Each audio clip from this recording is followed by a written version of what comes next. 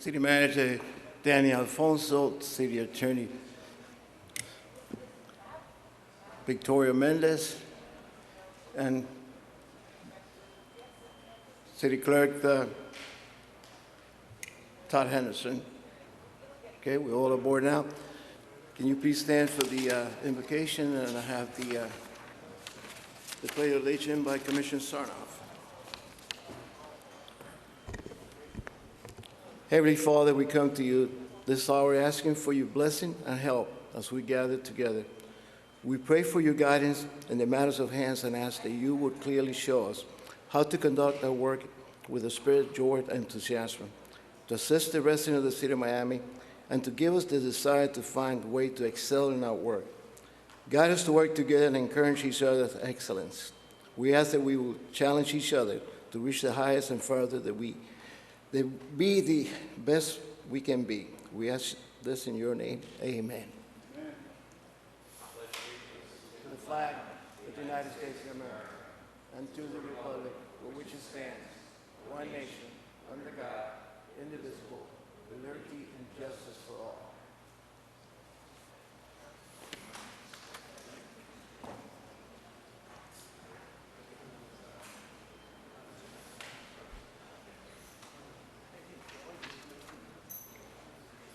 Roll call, we have a proclamation by the Mayor Regalado and Commissioner Suarez. As soon as they get down, we'll do that. Mr. Manager, do you have any item you want to discuss with us for a minute? Commissioner, well, I think later on we're going to talk about possibly changing the dates of the second hearing. Is that what? And we also have the chief of police, the chief of fire department wants to make a presentation, but that'll be after the consent agenda. I would like to have all the commissioners present when we... Right, exactly.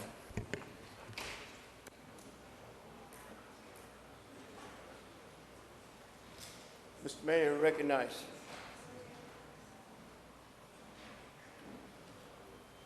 Thank you.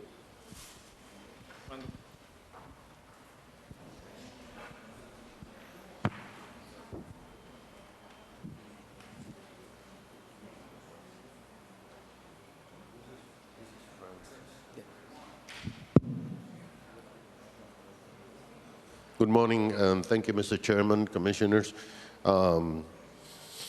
This is a proclamation from the City of Miami because this is the month of park and recreations, and there's nothing more important for the residents, for the children, than the Parks Department. And it is important that we recognize those who work every day, those who plan every day for the future, and we are very proud of our parks. And I would like to ask the Parks Director and the Deputy Director and the City Manager, and I guess Sari, Assistant City Manager in charge of parks.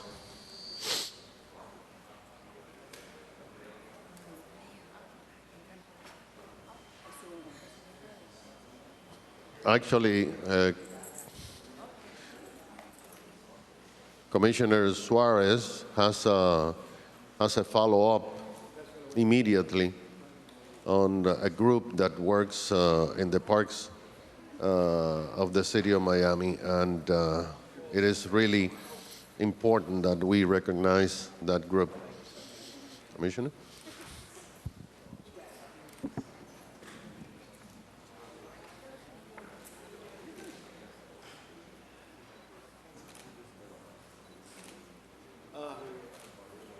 Commissioner.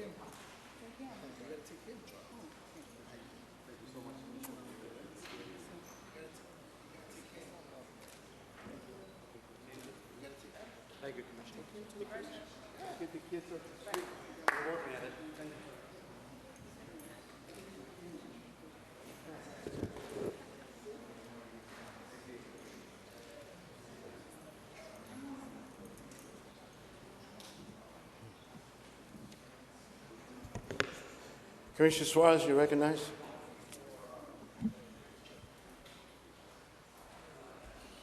Thank you, Mr. Chairman. Oh, okay. So when I was elected commissioner in District 4,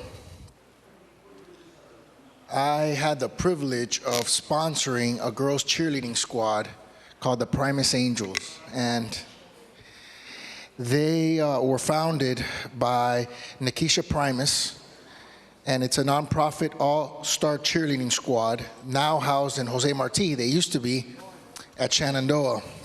And I sponsored them so that they could go to competitions across the country, and also in a special way now so that they could travel the country and visit colleges.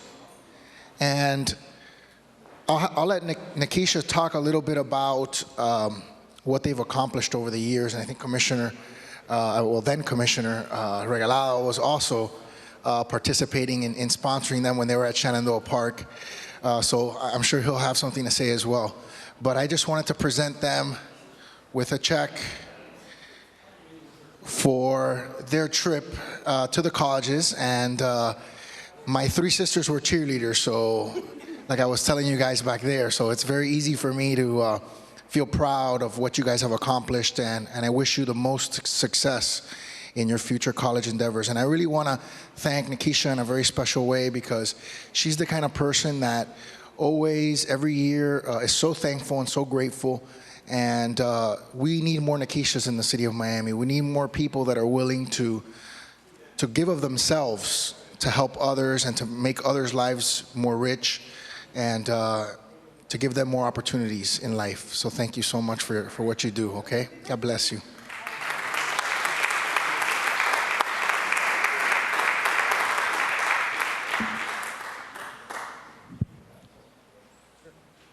I would also like to thank Commissioner Suarez for everything that he's done for our program, as well as Mayor Regalado, because he was there at the very beginning. So congratulations on coming so far. I love everything you've done for us. I also want to just make sure you understand that everything that you do is just outstanding. I am so grateful. Excuse me.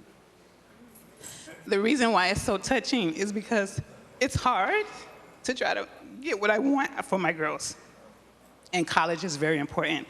And that trip that you helped us with, that young lady is right now, on campus this summer. She started a summer session, and we're so excited that college, they help you get us to that. She's in Tallahassee right now. The other young lady will be going to the University of South Florida, and they're both going to college, and that was most important. However, I had two more seniors. One will be going to FIU, and the young lady will be going to the nursing college for Dade. So, and she's actually here. Raise your hand, Amy. It's like, we're so excited that all my seniors are leaving and going to college, and that's so important. And I thank you for every time that you've come through, because I make sure that we're not abusing what you do for us. I am so grateful, and I want you to know that nothing you do is never taken for granted. And I have here for you a nice award that states that thank you for your continued support, for believing in our program. We're so grateful.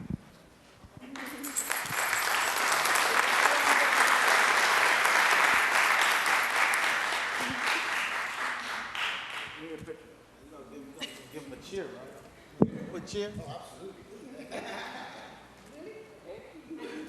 Oh, he did a little while ago. Yeah. You didn't see him stepping in. Yeah, he did. He did the whole thing. You know, Commissioner, that several years ago, they performed right there, and they almost reached the...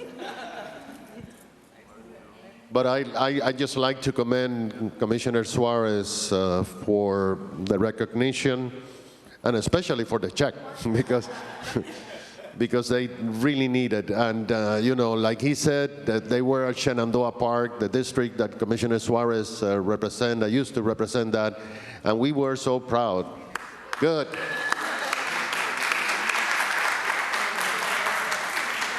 You know, these team members, they, for 2 years in a row competition, right?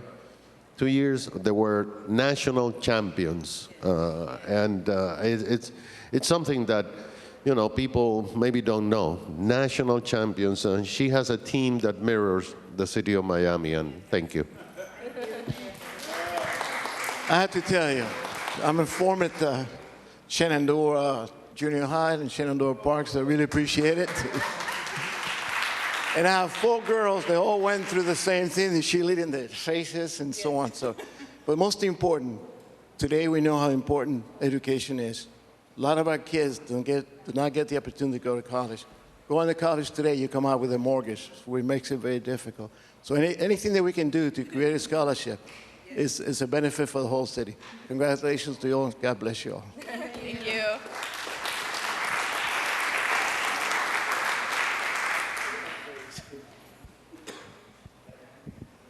Anything else? Any other? No.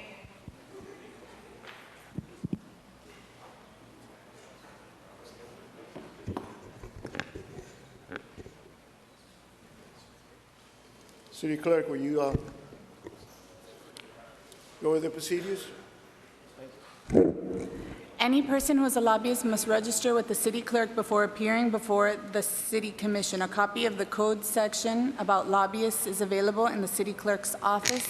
The material for each item on the agenda is available during business hours at the city clerk's office and online at miamigov.com. Anyone wishing to appeal any decision made by the city commission for any matter considered at this meeting may need a verbatim record of the item. That can be achieved at the Office of Communications. No cell phones or other noise-making devices are permitted in commission chambers. Please silence those now. Any person making offensive remarks or who becomes unruly in the commission chambers will be barred from further attending commission meetings and could be subject to arrest. Any person with disability requiring auxiliary aids and services for this meeting may notify the city clerk. The lunch recess will begin at the conclusion of the deliberation of the agenda item being considered at noon. One meeting, please. Go ahead. The meeting will either end at the conclusion of deliberation of the agenda item being considered at 10 p.m. or at the conclusion of the regularly scheduled agenda item, whichever occurs first. At this time, the administration will announce any items, if any, that are either being withdrawn, deferred, or substituted. Commissioners, PZ1 is to be continued to the September Planning and Zoning meeting. PC1.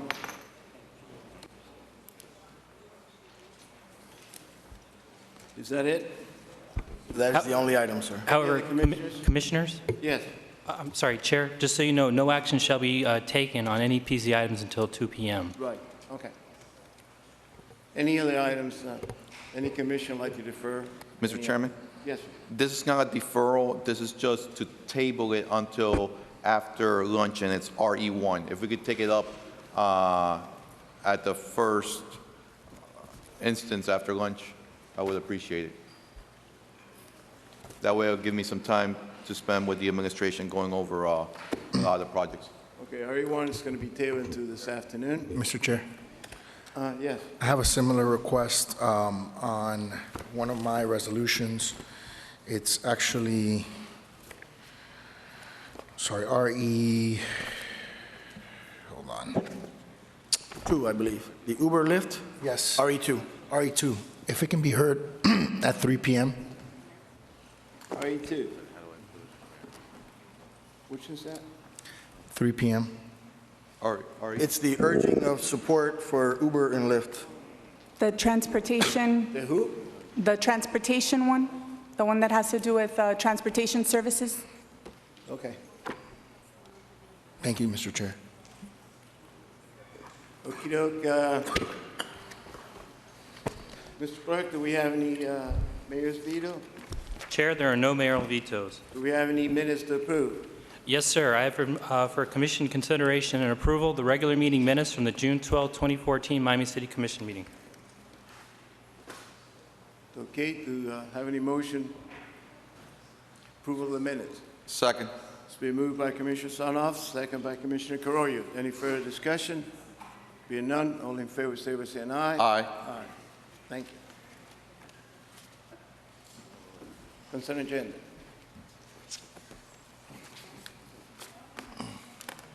Mr. Chairman, Yes, I'd like to pull CA2 from the consent agenda. CA2, to hear afterwards. Okay, CA2, any other? Any other? Okay, do I have a motion for the consent agenda with exception of Second. CA2? It's been moved by Commissioner Sanoff, second. Second. Second. I thought it was second by Commissioner Second. Suarez. Yeah, I'll yeah. second it. Commissioner Carollo. All in favor, say by saying aye. Aye. Aye. CA2. Thank you, Mr. Chairman.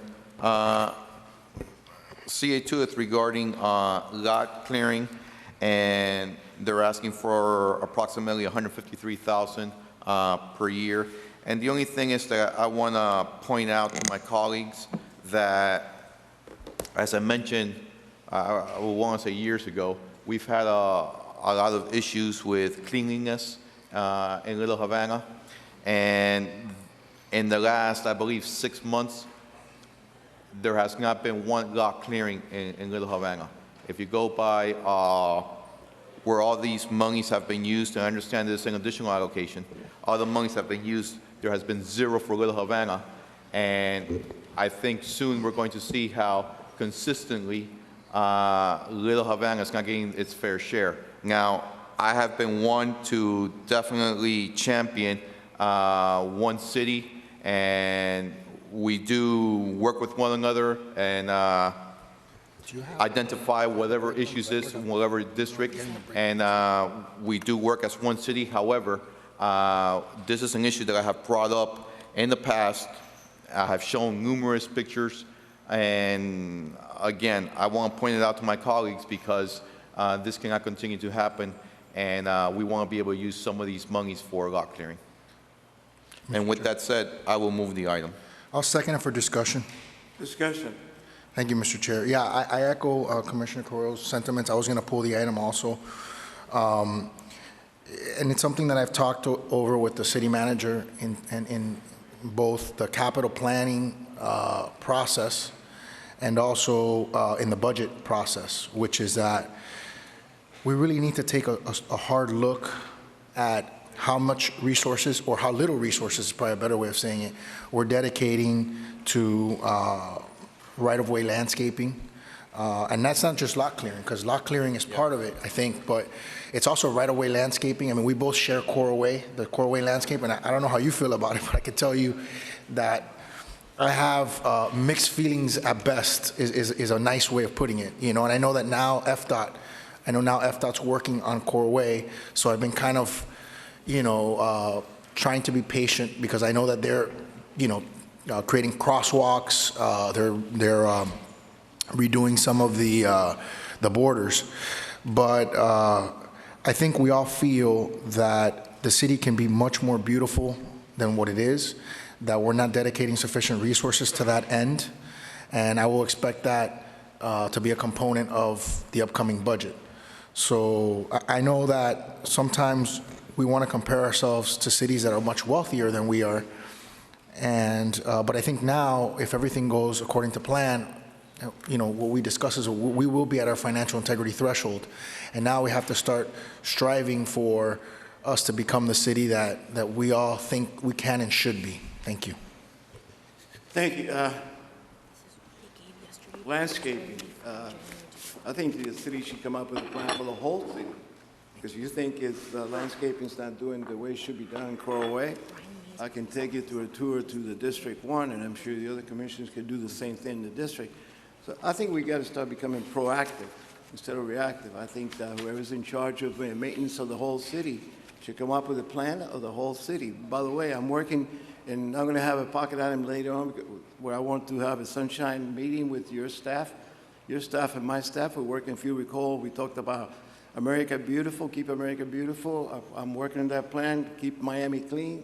And this is a plan for the whole city of Miami, and I like the input of your offices. So we're going to I'm going to have a pocket item later on, but I'm going to be calling for a sunshine meeting so we can have all our staff working as a team so we can come up. We already have a plan that we've worked with the administration. We want to present it to you all and make sure that your district is participating the same. Mr. Chairman? Yes, sir. I definitely welcome that, and again, this is, and I don't want to piecemeal everything because lot clearing is just a piece of the whole beautification and the cleanliness of Miami, but I have taken numerous tours, not now, but years, you could say years ago, with the administration through Little Havana, and a lot of things have not changed, and again, I'm just pointing it out, this will not, I don't feel this is the right time to have the whole long discussion, but that time is coming. And yeah, maybe during the budget, but what I can tell you is that time is coming. And I just wanted to point this out because, again, it's something that, again, it's not anything new. I've been saying it for years, and soon enough, we will have to address this. I have to tell you, in my lot clearing in a lot of my district with the private property has been taking place, and fines have been collected. So there is funds in there. There's over, I understand, close to $300,000 that has been collected from that those funds can be utilized for that. Absolutely. So That's what the purpose of the fund was for. there's a motion, a second. Any further discussion? Being none, all in favor, state by saying aye. Aye. Okay, we have a presentation.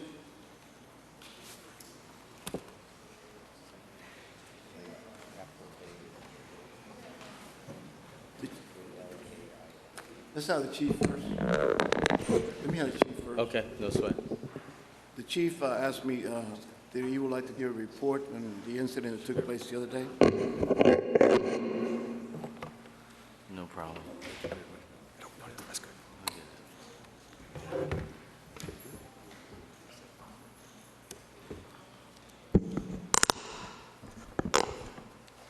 Good morning. Morning. Maurice Kemp, Fire Chief. I'd like to thank the mayor, the chairman, the city commission, and the manager for allowing me a few minutes to give you a brief synopsis of our response to the incident that occurred on July 4th, 2014. On Friday, July 4th, 2014, just before 11 p.m., a tragic boating accident took place in the waters near Denner Key Marina. This accident claimed the lives of 4 individuals from our community and injured many others. We would like to offer our prayers to those fighting to recover and express our heartfelt condolences to the families of those that lost their lives. It's never easy to lose a loved one, but an unexpected tragic accident only makes it more difficult.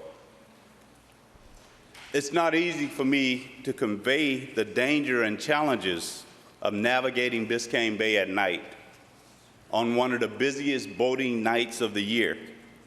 Imagine for a moment being a recreational boater in the water in pitch black of night with hundreds of boats attempting to navigate through scores of anchored vessels and others traveling at various rates of speed.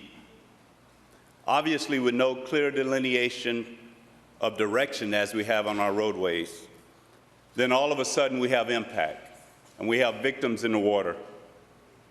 I would like to give you a brief glimpse into that fateful night. This audio has been edited for time purposes. We got a boat over here that looks like it's unmanned doing circles. So we have a serious collision out here.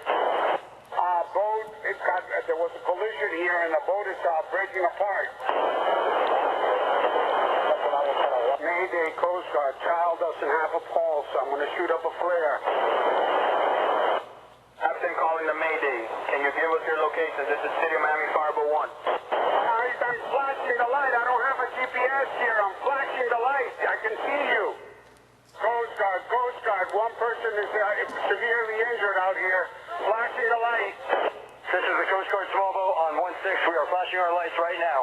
We are in station. We see you coming. We are approaching from the north. We're not moving. We're stationary. The boat that you're chasing is the one that hit this boat.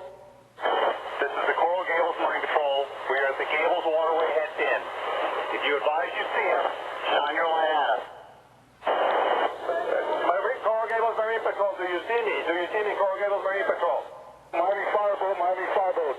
I'm just doing police boat. You copy? Miami Fireboat here. All right, I have 3 injured and 1 not breathing. We're performing CPR. Coordinates, clear to copy. Miami Fireboat 1. Fireboat 1, QSK? We have a severely injured patient that we're going to be transporting directly to Mercy Hospital. Have a rescue stage at Mercy Hospital. Doc, USL. Miami, can you dispatch the dive team on Fireboat 2 to come out to this QPH? There are reports of additional people in the water. We have 2 critical victims that we're transporting to Mercy Hospital. They both meet trauma criteria and cardiac arrest, and we are performing CPR. This catastrophic event brought together an incredible emergency response. We had emergency response personnel, hospital personnel, and normal everyday citizens from the Marine community. The City of Miami Fireboat 1, with 4 paramedic firefighters with advanced life support equipment, was actively patrolling the area and arrived on the scene within 7 minutes of being notified. Upon our arrival, units from the Coast Guard, Sea Tow, Atlantis Towing, amongst others, were already on the scene, providing aid and searching for victims.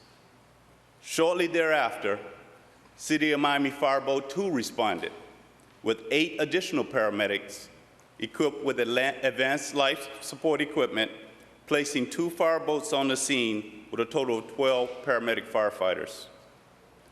In total, approximately 70 land, water, and airborne assets responded to this incident, with over 100 emergency responding personnel rendering assistance. 19 of these units and approximately 54 personnel were committed by the City of Miami Department of Fire Rescue. This does not include the invaluable assistance rendered from our civilian maritime community and medical professionals on the scene.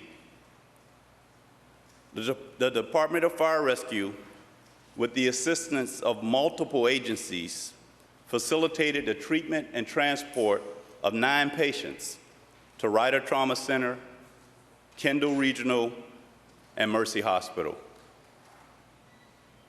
Police officers, off-duty nurses, and others performed CPR, controlled bleeding, and administered first aid. I would like to acknowledge and thank the following: Florida Fish and Wildlife Conservation Commission, the City of Coral Gables, the Village of Key Biscayne, Miami-Dade County, the United States Coast Guard, Atlantis Towing, Sea Tow, Towboat USA, and all the other agencies that rendered assistance, as well as all of the civilian watercraft operators who assisted in the search and rescue efforts under extremely difficult conditions. I wanted to take this opportunity to publicly thank all of these people for their dedication and their service. The response to an event of this magnitude and its chaotic nature exemplifies the professionalism, the dedication, and teamwork displayed by all of those responding to this tragic event. The City of Miami Department of Fire Rescue has a Marine Services unit which consists of Fireboat 1, Fireboat 2, and the dive team, for a total of 18 on-duty personnel. We keep these resources at the ready to respond to those in need. The City of Miami Department of Fire Rescue and our partner agencies are committed to respond when called upon. But I would like to remind the community that prevention and education is where we save the most lives. Thank you. Thank you, Chief. Let me ask you a question. My understanding is Homeland Security, you all work as a team, you put a plan together in case of disaster. Do we have that type of team for places like, I know we do it on the Columbus Day Regatta. I understand we all get together and come up with a plan how to patrol the whole bay. Now we can see that the 4th of July fire, I mean, I was out there and I could see how many boats were out there, and then as soon as the firework was over, boom, everybody took off, so. Yeah, we all operate nationally, in the state and locally under the incident command system. It's a unified command system. We all practice the system, and when the incident rose in scale, this system is used, and it was utilized this night. Mr. Chairman, Yes, sir. I just like to say very quickly that we want to thank you and your department, because not only did that incident occur, but within minutes of that incident, there was a major incident on 32nd Avenue in Coral Way, where there was, I believe, 1 or 2 fatalities in a car accident within minutes of that incident, and your department had to respond to both of those very chaotic situations in a very short period of time. So we want to thank you and your department for your professionalism in handling those things. Thank you, sir. So especially you stated that you were there within 7 minutes, which whenever you're out there in the sea, it's dark, it's very difficult to locate when you cannot give a street address, and it's very difficult, so. Yeah, our boat was patrolling the area. In fact, they were where the biggest congregation of boats were, which is at the fireworks display, and they were headed south when they got the call. So they were fortunately in the area when they got the call. Oh, thank you very much, appreciate it. Thank you. Blackstone, you're up.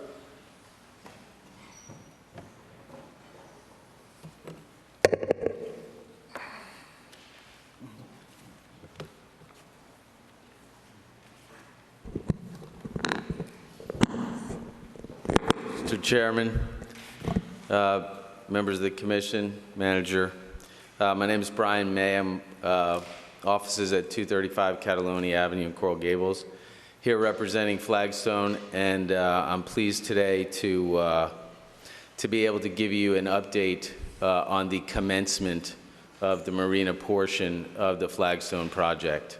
As you know, back in May, this commission approved conditions to a state waiver, and the Florida cabinet with the governor did so as well, and it was that approval that allowed us to actually move forward with the project. So we appreciate that. There have unfortunately been recent reports in the media questioning whether the project actually commenced or did not commence. I want to put on the record that those reports are being fed by some intimidation tactics by a very wealthy activist on Benicia Island. I think you all know who I'm speaking of. They appeared here at the last approval. And I just want to put on the record that's the source of many of the reports that you're receiving. So, regardless of that, I'm pleased to be here today to give you an update.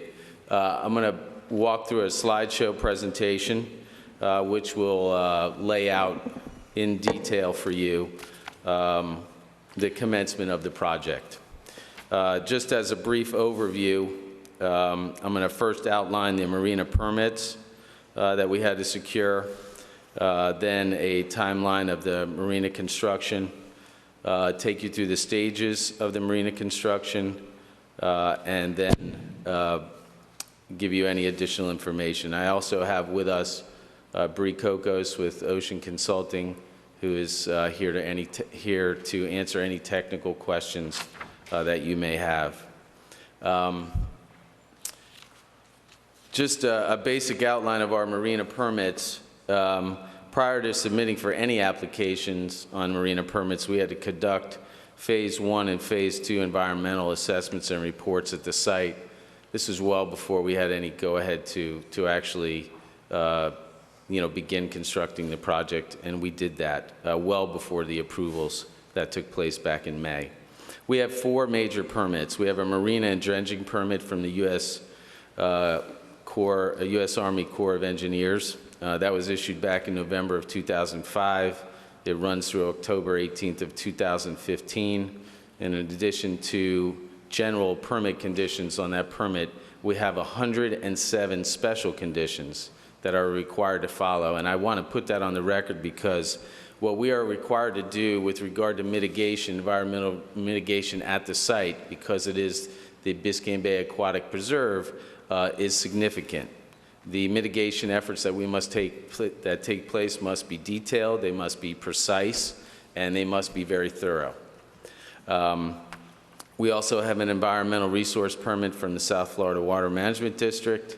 We have a Class 1 permit from Miami-Dade County, formerly DERM, which is now the Department of Regulatory and Economic Resources.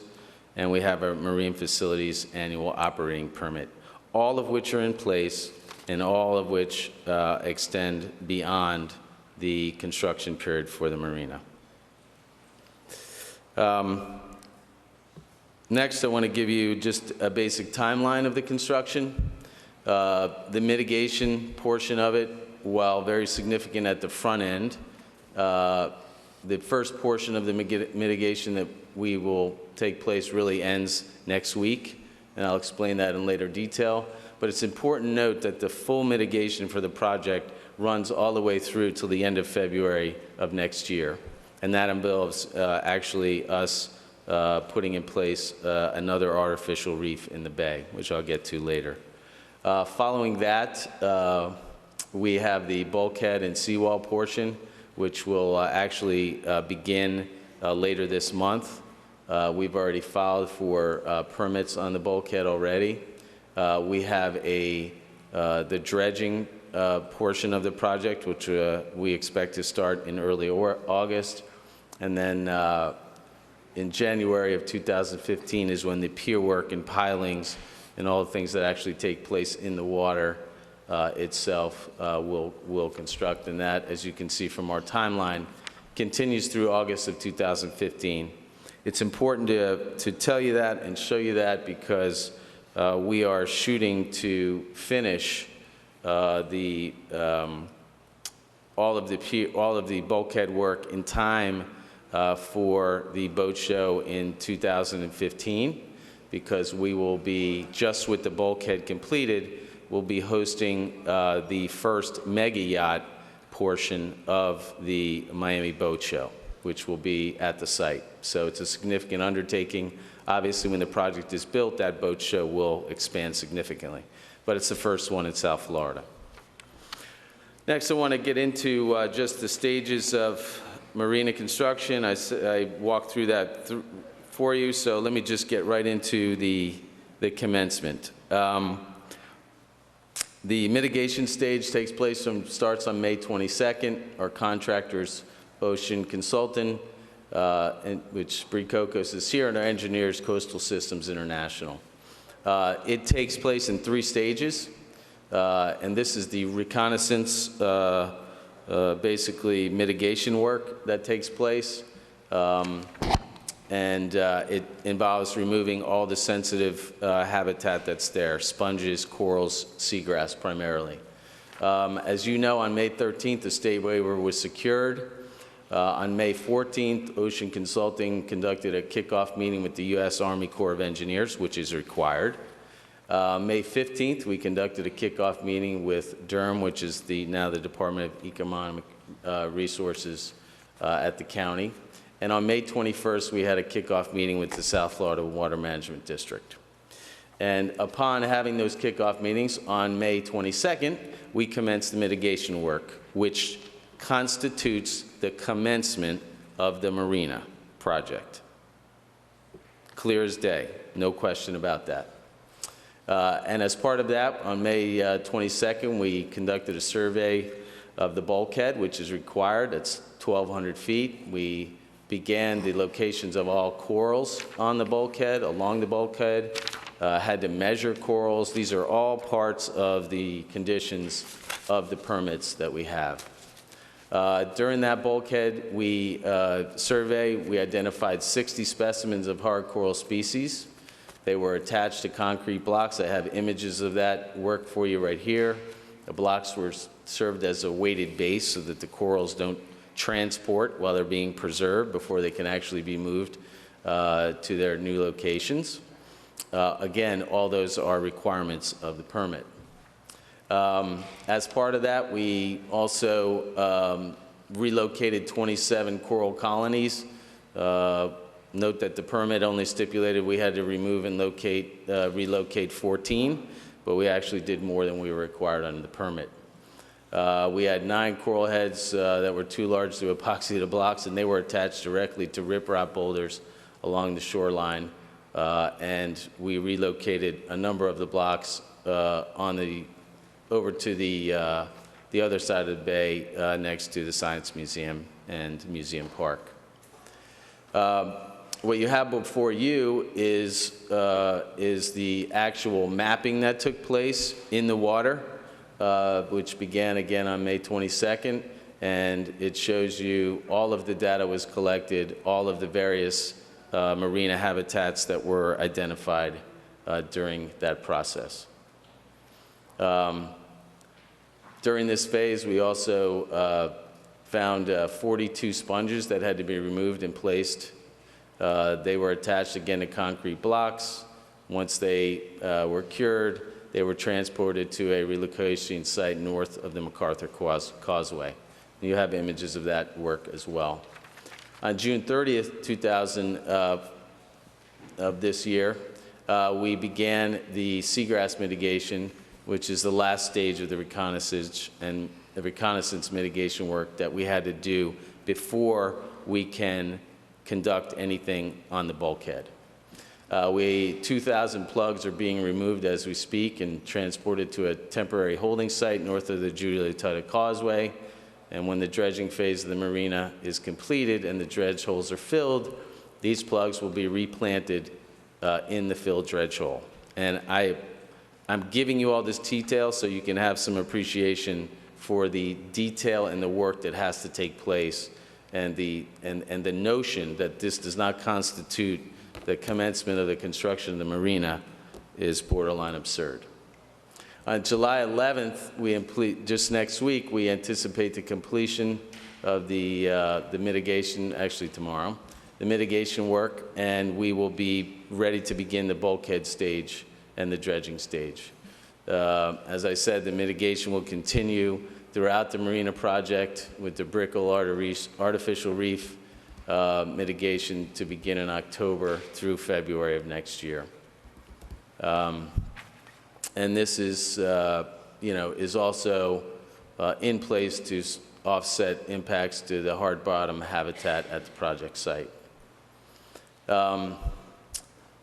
We expect, as I said, later this month, around the 22nd of July, to start the bulkhead stage. Our contractor is Ebisari Foundation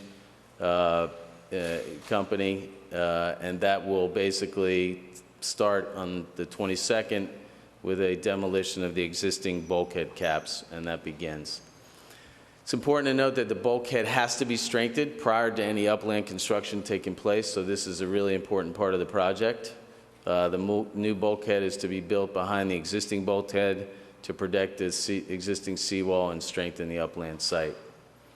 We are estimating that we will have piles delivered to the site to begin that work, as I said, on July 22nd. The third phase of the marina construction project is the dredging portion, and we are getting ready to file those permits as well, file for those plans as well. We have those permits in place, but that will start around August 4th, and that'll continue through February of 2015. And we have Cashman Dredging and Marine Company, who is actually contracted to perform that work. The dredge material will be barged and shipped to 3 identified locations north of I-395, and that's for the purpose of creating new habitat. And new and qualified sand will be purchased and placed as topsoil where the seagrass will be relocated. The pier stage work, as I mentioned earlier, starts in January of 2015. We are in negotiations with a pier work contractor at this point. The dock will begin to be delivered to the site around November. Pilings will commence around the same time, and the installation of the docks will commence in January of 2015. And we expect, as I said, in October of 15 to have the completion of the marina completely done. And it's important to note that Flagstone and Mr. Bayraktar are actually funding that portion of the project themselves. So that is a clear demonstration to their commitment to move forward. That is the presentation that we have thus far, and we're happy to answer any questions that you may have. Okey doke, thank you. Any questions? Mr. Chairman? Yes, sir. Thank you. I just want to make sure from our city attorney, I read the email to verify that the city's position is that they have commenced construction from the day they were supposed to. Legally, from our standpoint, yes, and I'd also like for our... Excuse me, you are? I apologize, Mr. Chair and Commissioners, and Mr. Mayor, thank you. Robin Jackson, Senior Assistant City Attorney. I'd also like for our Deputy ACM, who's a qualified engineer, for her to state her opinion as well. Thank you. Yes, ma'am, you're back. Good morning, Alice Bravo, Deputy City Manager. Yes, from our perspective, this is the first phase of the work, environmental mitigation. They could not have started this work before the state approved the deed restriction waiver. And also, the mitigation work is tied to the benefits of the construction of the marina. So they could not have started this environmental work not knowing that the marina could move forward. So this absolutely is the first phase of construction. Thank you. Mr. Chairman, follow-up question. This to Mr. May. I understand the timeline that you presented for the marina portion, but the whole concept was much bigger than just the marina. So I haven't gone back to look at the timeline, but what is the timeline for the rest of the project? We expect to commence the upland portion of the project in the latter part of next year. I don't think that we will be commencing the parking structure and the what's called the pedestal, which contains the retail as well, until we get to a point in the marina portion of the project where it is, very near completion. Thank you. Anyone else? And I want to just put something on the record. We would not be able to actually start on the upland construction before the end of this year, even if we were able to do so. And the reason is because the tunnel contractor is still on the site, and they've asked through the city to remain at this site and be able to be there through December of this year, really late November, December, which is fine with us. That's not a problem. We're actually talking with the contractor about being able to do certain work on our site as well. And as you know, the site is one that is, it's not a huge site. So, we need room to stage. We need room to actually perform the marina construction. And not all of that is done from the water. A lot of it's done from the land side. So that's the reason why, a portion of the reason of why we can't just have everything come out of the ground at one time. But I will say to you that we have commenced the project. It is on the schedule that we laid out.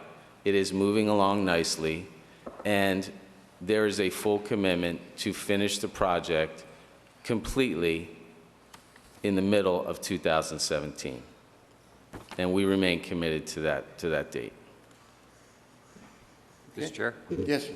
I think it's also important to point out, just for the audience, and I think all the commissioners know this, but to bring it to light at the same time as they're saying they've commenced construction, Flagstone has paid to the City of Miami, and I want to point out, during the financial crisis, $3,601,884.33, if you'd like to call them pre-rent, pre-lease, construction payments, that we would not have had during the most fiscally difficult time that you've been sitting here. So I think everybody in the audience and the commissioners